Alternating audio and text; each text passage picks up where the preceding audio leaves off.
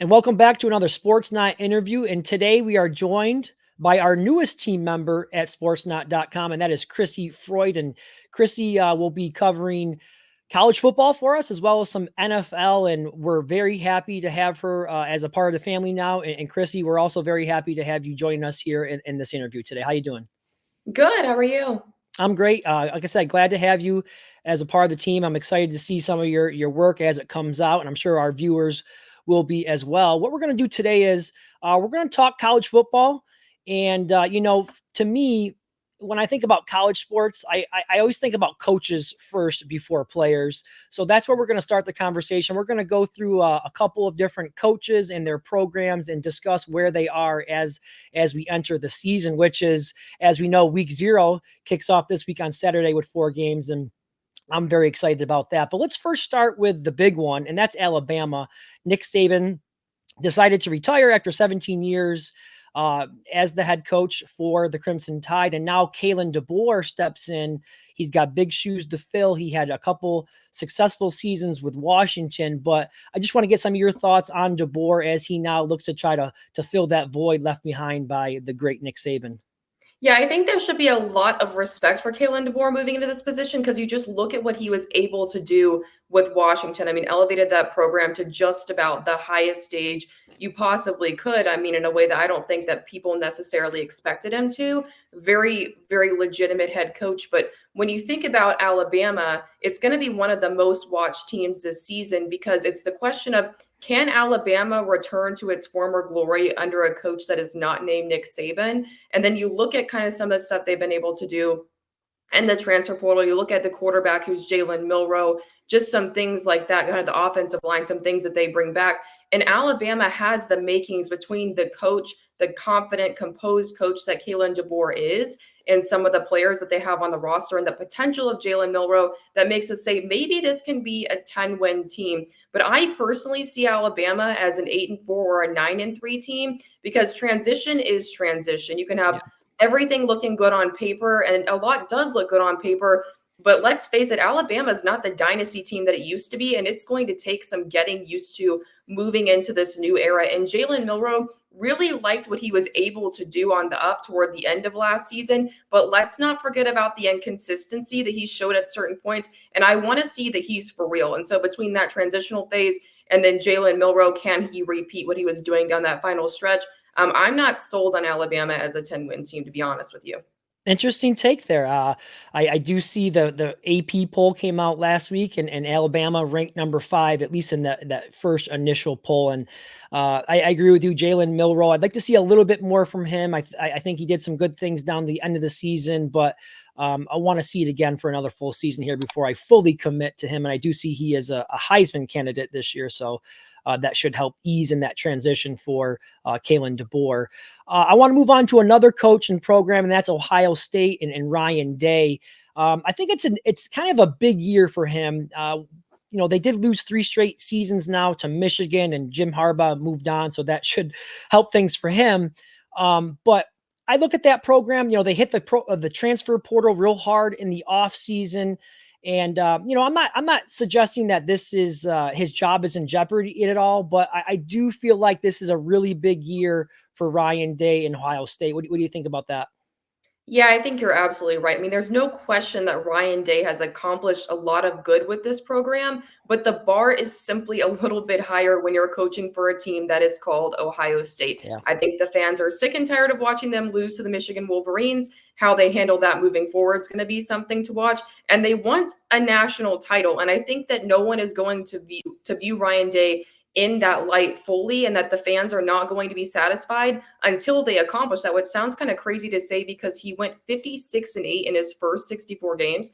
A lot of programs will be happy with that, but things are just a little, like I said, just a little bit different whenever you're coaching for a team that consistently has national title expectations. Yeah. Very, very strange to be having that conversation considering they almost knocked off Georgia just 2 years ago in the college football playoff. But as you said, those expectations are just so high. It's one of the premier programs in college football. And unfortunately, losing to Michigan 3 times and then missing the college football playoff last season, that's not going to get it done. But they did retool, as I mentioned, They brought in a quarterback, running back, and a really elite defensive back in the portal, so that should get things going for them.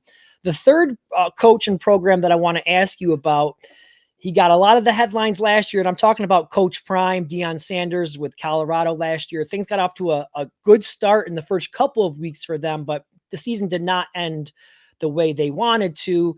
There's been a lot of turnover in the offseason, not just on the roster, but also with the coaching staff. He's brought a lot of new assistant coaches in to that program as well. He does return his son and quarterback Shedeur Sanders, as well as Travis Hunter, who potentially could be, top 10 to 15 picks in next year's draft. But do you think there's enough there for Colorado to become more of a legitimate contender in year 2 with Coach Prime? Yeah, I'm not sure. I mean, you look at this and things were a little bit uncertain last year and then took a dive after they got started off relatively well. And you put a lot of question marks involved. So I kind of look at it as just going one way or the other, just like last season. Shedeur Sanders could very well end up being the best quarterback in the country. I think he's definitely going to be top 3. And I spent some time out there at Jackson State with the offensive coordinator and watching practice back whenever I was in Mississippi.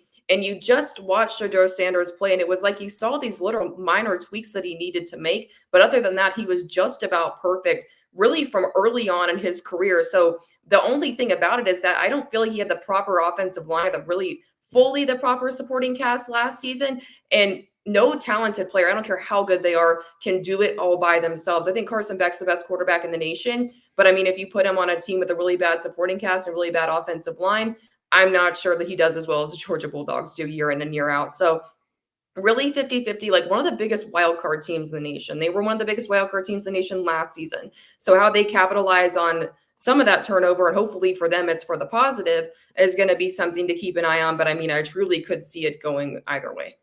Yeah, I talked about the turnover that they have on the roster. They brought in a ton of kids through the portal, but again, that offensive line, as you just mentioned, still a huge question mark for Colorado. We'll see how that goes for them. You mentioned Carson Beck there, and that's a perfect segue into the next part of our conversation here. I want to talk about some of the top quarterbacks in college football. We've talked about Jalen Milroe a little bit, as well as Shedeur Sanders, but there's some other really good ones out there. Carson Beck, Jackson Dart from Ole Miss, Quinn Ewers. There's a lot of good ones. Dylan Gabriel transferred this year into Oregon. This class may not be as sexy as last year's class. We see some of the success that they're having right now in the preseason in the NFL, some of those guys. But what are just some of your overall thoughts on this year's crops of quarterbacks? Yeah, I think that Shedeur Sanders is going to be kind of one of those that could be top 3 or could fall down to around like top 10, top 15, kind of like he did last season. Only time will tell, and hopefully he has a fair shot at it with the people around him that he needs. I think that Carson Beck is far and away the best quarterback in this class. I think that there's a pretty decent gap between 1 and 2 in this one. I'm not sure a lot of people necessarily share that opinion, but to me, he has everything you could possibly want from a mental processing and an accuracy perspective. He did the classic thing that I like to see that is very respectable, especially in this era. He sat and held the clipboard for a long time behind some really talented quarterbacks named JT Daniels and Stetson Bennett. And those two players, I mean, had very different paths, but brought really good things to the table in their own way. And I think that he picked up a lot from them. One thing that he has that JT Daniels did not have, and that Stetson Bennett had in a way, but I think that Carson Beck does it better, is improvisation ability. I think that the modern era of quarterbacking comes down more than anything else to, are you good and solid from the pocket first and foremost, but do you have improvisation ability? And that's not the same thing as mobility to go get the job done on third down when you need to pick up a few yards by yourself. And so I think just between that and his leadership ability, I know that Kirby Smart has mentioned that he wants to see him show a little bit more fire on the field. But other than that, it's kind of hard to knock him for much of anything. And then Quinn Ewers at Texas last year did a lot of really good things. I don't think that Texas returns quite as much as it had last season. And I think that, quite frankly, they entered the season overrated, to be honest with you. But looking at Quinn Ewers and just specifically by himself, one of the things that troubles me is just some of the errors that he had in that college football playoff game against Washington. It led a pretty nice comeback effort, one of the best games I've ever attended and covered. but there were just some things I would have liked to have seen him do better there. And whenever I think about watching that game in person and think about watching Carson Beck last season and the way that he really took the bull by the horns, I don't see those two guys on quite the same playing field. And we move into some of the more underrated quarterbacks. I think this is going to be a really big year for the dark horse quarterback because, like you said, this quarterback class is not nearly as stacked as the one before it. And you have some guys that people are not talking about quite as much. Garrett Green at West Virginia could do some really big things. He's still kind of easing into his own as the head guy there at quarterback, but I think he builds upon that in a very big way this season. Jalen Daniels at Kansas, you hear his name come up a few times, but then it seems to kind of simmer down. And that's because he's constantly caught by the injury bug, it seems like. But if he can stay healthy, a lot of good things that he can do. You mentioned Jackson Dart, Caden Salter at Liberty, another one to watch. So it's going to be really interesting to see who those diamonds in the rough are this season. I'm glad you brought up dark horse candidates because that is something else that I wanted to ask you about. I mean, we spent a lot of time discussing some of those tier 1 quarterbacks in college football. What about some of the tier 2 guys? You mentioned a couple of them already, but I got a couple of names I want to throw at you as well.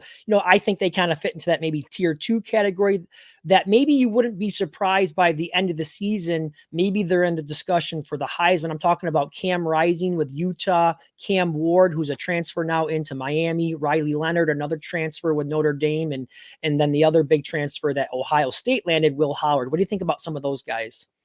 Yeah, I think a lot of those guys have been caught up by a lot of the names you mentioned have been caught up by injury. And so you have this phenomenon where they flash a little bit, but they're never able to fully build upon it the way that they want to. So I think as far as those quarterbacks go, it just comes down to who the guys around them are, how well they perform, so how well of a foundation they have to execute around, and then if they can play a full season healthy. And I think that at least one of those does pan out and does become a big deal. I mean, Cam Rising and Cam Ward, we've heard their name kind of pop up and down for several years, so maybe this is the year for them.